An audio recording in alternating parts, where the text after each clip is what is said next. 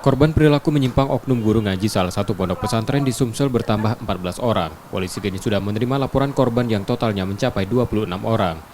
Direktur Reserse Kriminal Umum Polda Sumsel mengatakan mereka kini membuka posko pengaduan terkait kasus tersebut. Karena perilaku menyimpang tersangka yang kini ditahan di Polda Sumsel dilakukan lebih dari 1 tahun, kemungkinan banyak siswa yang jadi korban. Dan ternyata setelah kita membuka posko pengaduan, kemarin ada 14 anak yang dibawa oleh orang tuanya dan kita fasilitasi, kita terima di suatu tempat yang kira-kira nyaman dan tidak merasa terganggu. Kita lakukan wawancara dan kita pastikan bahwa ada tambahan 14 anak lagi yang menjadi korban dari pelaku. Saat ini polisi masih melakukan pemeriksaan pada tersangka yang melibatkan hal kejiwaan.